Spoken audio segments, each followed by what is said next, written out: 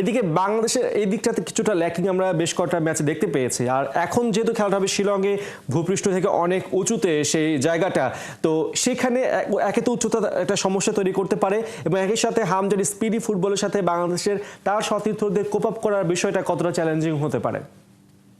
না, তা তো চ্যালেঞ্জিং হবেই। কারণ আপনি দেখেন হামজা হলো বক্স টু বক্স প্লেয়ার এবং he is very speedy player. আপনি যেটা বলছেন ইটস ট্রু যে খুব হাই ইন্টেনসিটিতে ফুটবল খেলে। কারণ ইংলিশ প্রিমিয়ার লিগ হচ্ছে পৃথিবীর ১ নাম্বার লিগ, যেটা খুব হাই ইন্টেনসিটি ম্যাচগুলি হয়ে থাকে। তো সেই লেভেলের প্লেয়ার যখন বাংলাদেশ দলে এসে খেলবে তখন তো কিছুটা হলেও প্রবলেম তৈরি হবে। বাট আমার কাছে যেটা মনে হয় যে হামজাকে আসলে প্রপার সাপোর্টটা দিতে হবে। তার সাথে যে মিডফিল্ডাররা খেলবে তারা যদি ওই প্রপার সাপোর্টটা দিতে পারে সেটা আমাদের দলের জন্য ভালো। এবং আপনি জানেন যে হামজা যখন আসলে খুব কুইক অ্যাটাকে চলে যায় তখন তার পিছনে যে জায়গাটা থাকবে সেটা আসলে তার সাথে যে সতীর্থ মিডফিল্ডাররা থাকবে তারা যদি ওই জায়গাগুলি সুন্দরভাবে ব্লক করতে পারে, এবং আপনি দেখবেন যখন হামজা অপোনেন্ট হাফে বল লস করে খুব কুইক কিন্তু ট্র্যাক ব্যাক করে কিন্তু কুইক বলের পিছনে চলে আসতে পারে। এটা কিন্তু বাংলাদেশ দলের জন্য খুবই একটা পজিটিভ দিক। এবং হামজার সাথের প্লেয়াররা যদি সেই কাজগুলি যদি প্রপার করতে পারে আমার কাছে মনে হয় যে কোপ আপ করাটা তেমন একটা বড় প্রবলেম হবে না। কারণ ইন্টারন্যাশনাল ম্যাচে কিন্তু আমার কাছে মনে হয় যে যে সবাই কিন্তু আসলে তাদের গতির যে খেলাটা থাকে সেটা কিন্তু সমন্বয় করাটা কিন্তু খুব